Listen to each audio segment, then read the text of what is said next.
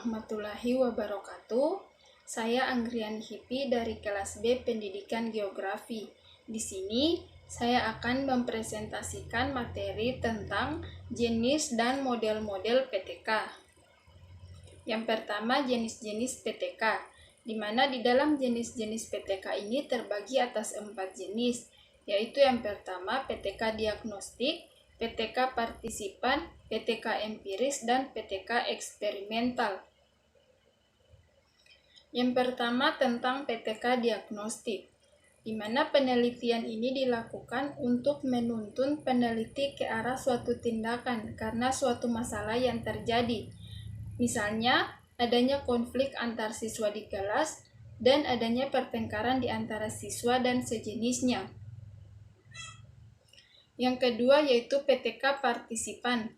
Suatu penelitian dikatakan sebagai PTK partisipan ialah apabila orang yang akan melaksanakan penelitian harus terlibat langsung dalam proses penelitian sejak awal sampai dengan hasil penelitian berupa laporan.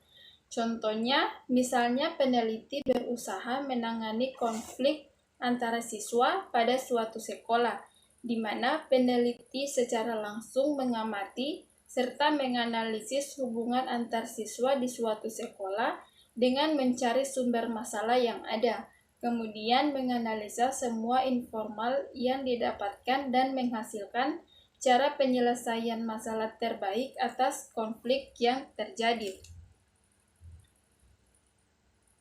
Ketiga yaitu PTK empiris. Apabila peneliti berupaya melaksanakan suatu tindakan atau aksi dan membukakan apa yang dilakukan dan apa yang terjadi selama aksi berlangsung. Pada prinsipnya, proses penelitiannya berkenaan dengan penyimpanan catatan dan pengumpulan pengalaman peneliti dalam pekerjaan sehari-hari. Keempat yaitu PTK eksperimental. PTK eksperimental yaitu penelitian tentang penerapan berbagai teknik dan strategi pembelajaran yang dinilai lebih efisien dan efektif untuk digunakan dalam proses pembelajaran.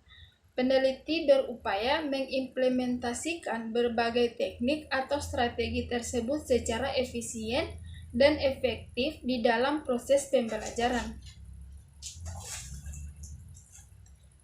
Selanjutnya yaitu tentang model-model PTK. Nah, dalam model-model PTK terbagi atas 4 model. Yang pertama model Kurt Lewin, kedua Chemis dan MC Taggart, ketiga model John Elliot, dan keempat model Deva Ebert. Yang pertama model Kurt Lewin, di mana model Kurt Lewin ini merupakan model dasar yang kemudian dikembangkan oleh ahli-ahli lain. Model ini terdiri dari 4 komponen kegiatan yang dipandang dalam satu siklus, yaitu yang pertama perencanaan, kedua aksi atau tindakan, ketiga observasi, dan keempat refleksi. Yang kedua yaitu tentang model Chemis atau MC Taggart. Nah, model ini merupakan pengembangan lebih lanjut dari model Kurt Lewin. Secara mendasar, tidak ada perbedaan dan prinsip antara keduanya. Model ini banyak dipakai karena sederhana dan mudah dipahami. Rancangan Chemis dan Taggart dapat mencakup sejumlah siklus. Masing-masing terdiri dari tahap-tahap, yaitu ada perencanaan, pelaksanaan, dan pengamatan, serta refleksi. Tahapan ini berlangsung secara berulang-ulang sampai tujuan penelitian tercapai. Selanjutnya yaitu model John Elliot. Seperti halnya dengan model yang sebelumnya, model John Elliot merupakan pengembangan lebih lanjut dari model Lewin. Elliot mencoba menggambarkan secara lebih rinci langkah demi langkah yang harus dilakukan peneliti. Ide dasarnya sama, dimulai dari penemuan masalah, kemudian dirancang tindakan tertentu yang dianggap mampu memecahkan masalah tersebut. Kemudian diimplementasikan, dimonitor, dan selanjutnya diperlakukan tindakan berikutnya jika dianggap perlu. Nah, selanjutnya yaitu tentang model Deva-Ebut. Nah, model Deva-Ebut merupakan pengembangan dari model-model yang sebelumnya.